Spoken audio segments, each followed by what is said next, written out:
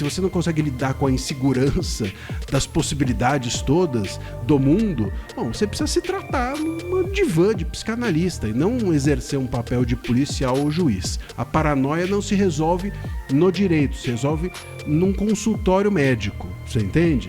É disso que se trata. É constrangedor. Alexandre de Moraes humilha e pisa em Hugo Motta.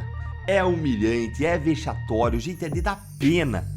Olá pessoal, sejam bem-vindos. O meu nome é Bruno. Se você gosta e apoia o nosso conteúdo, então deixa o seu like e inscreva-se no canal.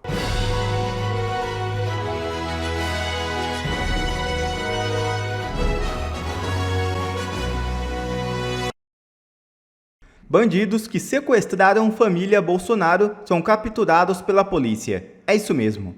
O senador Flávio Bolsonaro acaba de publicar em suas redes sociais. Abre aspas.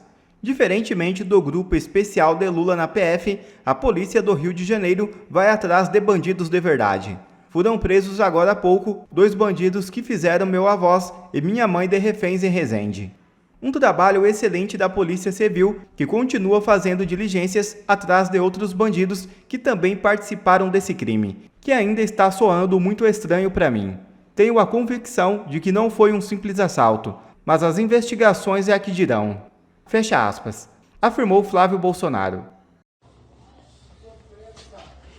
Repete teu nome para mim, Marcelo. É Marcelo? Marcelo Correia Tobias. Marcelo Correia Tobias, é isso? Você é preso de São Paulo, é isso? Tá devendo cadeia lá, não? Quanto você tá devendo lá? 2 anos? Não, eu saí de semiaberto. Você saiu de semiaberto e não voltou, é isso?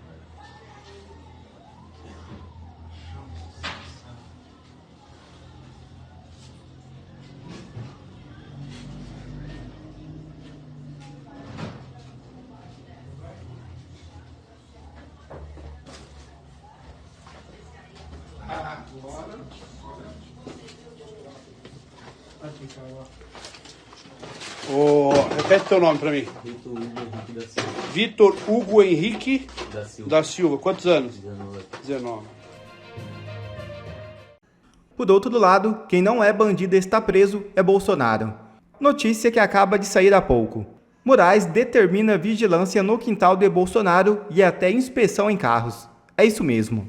Alexandre de Moraes decidiu neste sábado que a Polícia Penal do Distrito Federal deve monitorar presencialmente a área externa da residência do ex-presidente Jair Bolsonaro, que cumpre prisão domiciliar com uso de tornozeleira eletrônica. De acordo com a decisão, a vigilância deve ocorrer na parte descoberta do terreno cercado, mas que faz divisa com outros imóveis de características semelhantes. Moraes também autorizou que todos os veículos que deixarem a casa sejam vistoriados com registro detalhado de motoristas e passageiros. Esse relatório deverão ser enviados diariamente à Justiça. O ministro ressaltou que, embora seja necessário preservar a privacidade de outros moradores do local, a prisão domiciliar implica restrição de liberdade e de intimidade, não podendo se tornar ineficaz. De 2 a 1. Ou Alexandre de Moraes enlouqueceu de vez, está louco, paranoico, ou ele quer constranger e humilhar Bolsonaro. Seja qualquer um dos dois, ele não pode continuar no cargo que está. Bom, hoje é sábado e a notícia é que o Moraes ordena polícia na casa do Bolsonaro. Meu nome é André Marcília, sou advogado, professor de Direito Constitucional, vou conversar um pouco com vocês sobre isso. Veja, a notícia é a seguinte, o Moraes, ele aceitou parte do pedido da Polícia Federal. A Polícia Federal, vocês vão se lembrar, tinha feito um pedido absolutamente vergonhoso para que policiais entrassem na casa do Bolsonaro e lá ficassem. Imagina só o absurdo, né, de invasão de privacidade, de constrangimento ilegal, porque não apenas ele está na casa, ele tem uma mulher e uma filha dentro da casa, então, e que não estão presas e que não tem nada a ver com a história. E esse era o pedido da Polícia Federal, inconstitucional, ilegal, irregular, vergonhoso. A PGR rejeitou esse pedido, rejeitou dizendo não é a hora, não rejeitou dizendo isso é um absurdo, o que já é errado. E agora o Moraes deferiu parte desse pedido, por mais que a PGR tenha dito que não era a hora. Imagina só, o Moraes nem a PGR mais, que é um puxadinho do Moraes, que é um puxadinho do STF, mas nem isso o Moraes respeita. Aliás, quando isso aconteceu, quando a PGR rejeitou, todo mundo falou assim, a PGR recuou. Eu disse, não recuou não, porque disse não é o momento. Mas ainda disse, vai que o Moraes nem a PGR respeita, e realmente não respeita. Então ele deferiu parte desse pedido para que os carros fossem revistados, entrando e saindo da casa dele, e também para que policiais pudessem ficar na área externa da casa. E aí é que está. Então, não deferiu que entrassem na casa do Bolsonaro, não vão no banheiro com o Bolsonaro, ver se tem pendrive, não vão entrar no quarto do Bolsonaro, não vai ter isso, mas vão ficar na área externa, vigiando ali no condomínio. E isso, por si só, já é ilegal, já é inconstitucional, já viola tudo que a gente tem na nossa lei. Por quê? Porque externa ou interna é tudo domicílio. E a gente está tratando aqui, portanto, do artigo 5º da Constituição, e o artigo 5º da Constituição, ele diz que o domicílio é inviolável, ou seja, a polícia pode entrar para fiscalizar, mas permanecer não pode. É disso que se trata, portanto, a nossa Constituição. O que diz o artigo 5º, vou repetir, hein? Ele diz que você pode entrar para fiscalizar provisoriamente, né, temporariamente, mas não ficar e permanecer. No entanto, o Moraes deferiu que permanecer seria possível. Inconstitucional, portanto, ilegal, porque, óbvio, fere, tem um constrangimento ilegal da família, tem um constrangimento ilegal dele diante dos vizinhos, tem um constrangimento, tem a privacidade, tem a intimidade dele, valores constitucionais relevantes, tudo isso jogado fora. Por quê? Porque a polícia teme que ele não cumpra as cautelares, teme que ele possa fugir. Veja, se a polícia tem indícios concretos de que ele pode fugir, tem que levar, então, ele para a cadeia. Por que não pede isso? E sabe por que não pede? Porque causaria uma comoção social. Então a polícia não quer prendê-lo para não criar uma comoção social, mas também não quer não prendê-lo, porque aí tem medo dele fugir. E não dá, o direito não pode resolver a paranoia dos outros. Se você tem uma paranoia, se você é uma pessoa insegura, se você não consegue ter certeza daquilo que você quer ou daquilo que pode acontecer, se você não consegue lidar com a insegurança das possibilidades todas do mundo, bom, você precisa se tratar numa divã de psicanalista e não exercer um papel de policial ou juiz. A paranoia não se resolve no direito, se resolve num consultório médico, você entende? É disso que se trata. E aqui tem muita gente que, enfim, precisa ir urgente para um desses consultórios. Bom, enfim, o fato é que o réu ou investigado, ele não pode pagar o preço da possibilidade de algo dar errado. A possibilidade da tornozeleira, a possibilidade da internet cair, a possibilidade dele fugir, a possibilidade... Bom, então ou prende ou deixa ele em paz. E fica ali fora da casa. Ah, mas vai que, então o direito não pode lidar com vai que. Se você, Polícia Federal, não fizer o seu trabalho adequado de vigiar fora, o problema é seu. O réu não pode pagar o preço. Senão a gente tem que prender o Brasil inteiro. Pode ser que qualquer um de nós, em algum momento, cometamos um crime. Então vamos prender todo mundo.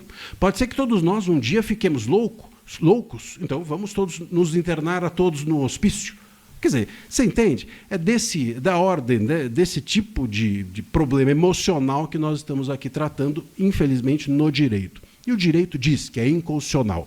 O domicílio é inviolável, externamente ou internamente. Não importa se está dentro, que seria uma loucura completa, ou se está fora, que é uma loucura menos completa, mas ainda é uma loucura, e ambas as loucuras são inconstitucionais. Mais uma vez, eu venho dizendo que se trata do que a gente chama de direito penal do inimigo. O que está por trás disso é uma tentativa de fazer com que a mídia inteira e todos nós fiquemos naturalizando o fato do Bolsonaro ser já um condenado. Olha, ele vai ser preso, olha, ele pode fugir. Ele não fez nada, ele está lá na casa dele vendo TV. Mas não, vai que não sei o quê, pode ser, olha a mensagem que ele trocou com não sei quem, pode ser que a qualquer momento... Então, esse breaking news eterno faz com que a gente naturalize o fato dele estar condenado. Quando eles condenarem, porque vão condenar, aí a gente fala, bom, mas era isso que a gente esperava mesmo. E aí está naturalizada a condenação dele. É isso, é essa a construção. Você entende?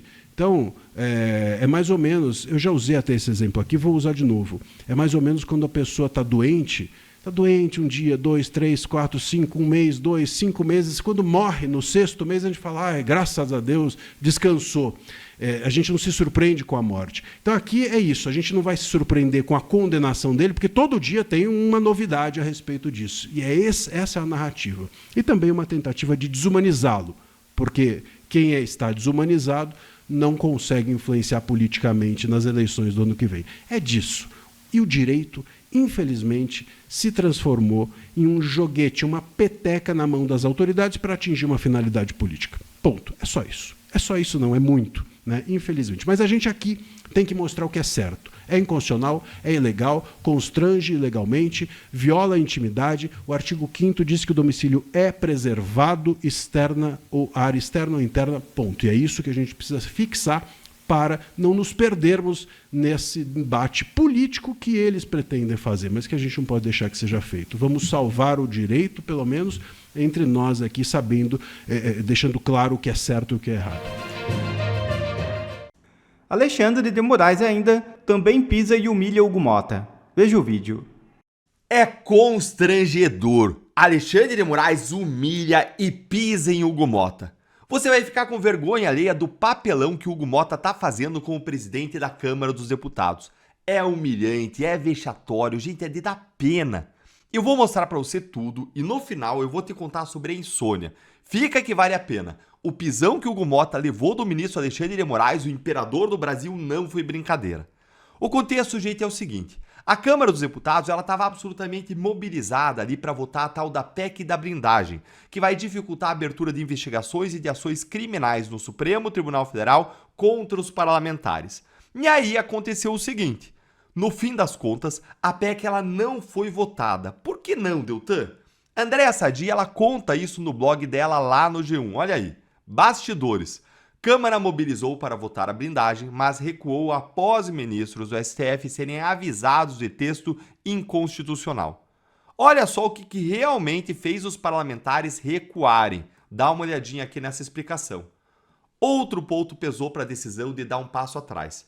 Quando ministros do Supremo foram avisados do teor do que estava sendo tratado, pelo menos 2 entraram no circuito. A um expoente parlamentar, o ministro do STF, Flávio Dino, ironizou. Disse que a Câmara estava em busca de um regime jurídico igual ao do Papa Leão XIV. Imunidade absoluta e só responde pelos seus atos perante Deus, afirmou o ministro. É só isso, gente, que o ministro Flávio Dino sabe fazer, não é? Ironizar, lacrar, debochar, fazer chacota, derrubar a Bolsa de Valores brasileira, fazendo nossos bancos perderem quase 42 bilhões em valor de mercado num dia. Não é, ministro? Achou ruim? Calma que piora. Os ministros do STF ficaram perplexos e aí foram buscar quem? O Centrão, para saber se o texto dessa PEC aí era verdadeiro, se era isso mesmo. Foi aí que os líderes ouviram desses integrantes do STF que, do jeito que estava sendo discutido o tema, a Corte não terá trabalho em declarar o projeto inconstitucional e derrubá-lo. O aviso feito por lideranças da base do governo Lula aos ministros do STF irritou quem? O Centrão, e foi motivo de bate-boca entre deputados. Segundo líderes do Centrão, ministros do STF foram avisados do texto ainda em discussão por lideranças do governo, que foram cobradas e negaram terem repassado aos ministros da Corte. Fato é que Motta e a Câmara recuaram só após ouvirem que os ministros da Corte entraram no circuito para avisar do óbvio, de que mexer nas prerrogativas de uma forma que esvazia o poder do Judiciário e da Polícia, por exemplo, seriam alterações barradas na Corte, no STF. Gente, fecha tudo logo. Fecha a Câmara, fecha tudo. Não precisa mais de Congresso, deixa que os ministros do STF decidem tudo. Foi assim lá na Venezuela, eles suspenderam o Congresso inteiro e o STF, a Suprema Corte venezuelana, passou a tocar as coisas do Congresso. Pelo menos assim a gente economiza bilhões de dólares, bilhões de reais, sem precisar pagar aí os salários e as regalias dos deputados. Pode fechar. É claro que eu discordo dessa PEC aí da blindagem, da impunidade que a PEC da blindagem dá para crimes em geral. Eu sou contra isso. Embora eu seja a favor da proteção da imunidade parlamentar para palavras que essa PEC garante. Mas a questão não é se eu concordo, se eu discordo do conteúdo. A questão aqui é um poder, o Supremo, atropelar o outro Congresso. O que o STF está fazendo é totalmente abusivo, é inconstitucional, é tudo errado. E se você concorda comigo, senta o dedo no like e olha só comigo agora a cereja do bolo. Um desses ministros que entrou no circuito foi quem? Adivinha? Ele, o imperador Alexandre de Moraes, que ligou para o Hugo Motta só para humilhar ele. Olha aqui essa ligação. Essa reunião de quarta-feira que ocorreu na residência oficial da presidência da Câmara foi muito tensa. Sadi, você sabe bem, apurou sobre essa reunião, vários momentos ali constrangedores. Inclusive, houve um momento em que o ministro Alexandre de Moraes entrou em contato com o Hugo Motta e questionou que texto é esse que vocês estão querendo votar. Colocou o Hugo Motta contra a parede e depois o Hugo Motta se queixou com deputados de que estavam vazando esses textos para os ministros do Supremo Tribunal Federal. Então, o caldo entornou na Câmara dos Deputados, o clima é complicado, o momento é difícil. Essa reunião de quarta-feira. E a Globo News noticiando isso tudo na maior normalidade, como se estivesse ali falando da previsão do tempo. Que absurdo, gente, que inacreditável. O ministro do STF intimidando o presidente da Câmara, que covardemente abaixa a cabeça e se submete. Meu Deus, tenha misericórdia do Brasil, que vergonha que eu tenho do Hugo Motta. O Enio Viterbo, ele disse tudo no X sobre como que o Motta deveria ter respondido ao Moraes se ele tivesse espinha ereta. Olha aqui, ó. Ele tinha que falar assim pro Moraes. É um texto que não te interessa. Se for aprovado e alguém levar para o STF, aí você fala alguma coisa. Passar bem, um abraço. Só que como Motta é incapaz de desafiar o ministro, que atua como chefe dele, Motta deve ter dado alguma desculpinha. É constrangedor como Moraes tem total liberdade para humilhar Motta publicamente. O ministro fica reclamando de Big Tech, de milícia digital, de extremistas, de sei lá do que, mas da primeira oportunidade ele liga para o presidente da Câmara para fazer pressão na atividade legislativa do Congresso. Alguns diriam até que isso pode ser visto como uma tentativa de impedir o funcionamento de um poder.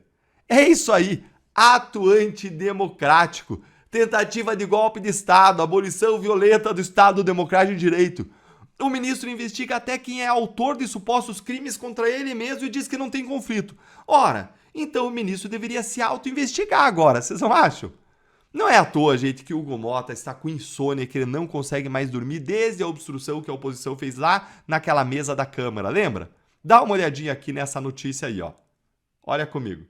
O que estava circulando aqui é que, de fato, ele ficou bem incomodado, assim, envergonhado com o que aconteceu, né? Essa cena do motim, aquela cena clássica que a gente viu reprisando em vários jornais, a gente passou aqui também, dele precisando da ajuda de outros parlamentares para chegar até a cadeira, teria se arrependido, pensado que poderiam ter sido tomadas outras decisões, mas o fato é que ele precisou do auxílio de outros parlamentares que estaria realmente aí sem conseguir dormir pensando naquilo, mas a última notícia que eu tive, até o momento final da semana passada, pelo menos, era que ele ainda estava tendo dificuldade de dormir por conta disso.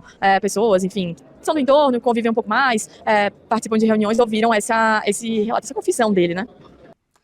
É, gente, olha, a insônia é certa, mas está acontecendo pelas razões erradas. Olha, Hugo Motta, você devia estar com insônia pelas pessoas que sofrem justamente porque a Câmara não aprova a anistia. Que vergonha, Hugo Motta. E o senador Marcos Duval pede licença do mandato no Senado. Nesta sexta-feira, o ministro Alexandre de Moraes do STF revogou parcialmente as cautelares impostas ao senador Marcos Duval. Parece que Marcos Duval cedeu e aceitou o acordo para revogar as medidas impostas contra ele. O senador Marcos Duval, do Podemos do Espírito Santo, apresentou ao presidente do Senado, Davi Alcolumbre, um pedido de afastamento do mandato por questões de saúde. A informação aparece na decisão do ministro Alexandre de Moraes, do Supremo Tribunal Federal, divulgada nesta sexta-feira. O parlamentar apresentou um laudo médico comprovando a incapacidade temporária para exercer o cargo. Moraes considerou o afastamento um fato novo que contribuiu para a revogação parcial das medidas cautelares impostas a ele. Com a decisão, as contas bancárias de Marcos Duval foram desbloqueadas e a tornozeleira eletrônica será retirada. Ele também terá acesso novamente à verba de gabinete. As restrições tinham sido determinadas no âmbito de uma investigação do Supremo. Apesar da flexibilização, algumas medidas seguem em vigor. O senador continua proibido de sair do país e os passaportes permanecem apreendidos. Moraes destacou que ainda estão presentes os requisitos exigidos pelo Código de Processo Penal. O pedido de flexibilização parte do próprio Senado depois da solicitação do presidente da Casa, Davi Alcolumbre, para que a Advocacia-Geral da instituição recorresse ao Supremo. Para mais informações, acesse metrópolis.com e acesse o nosso canal no YouTube.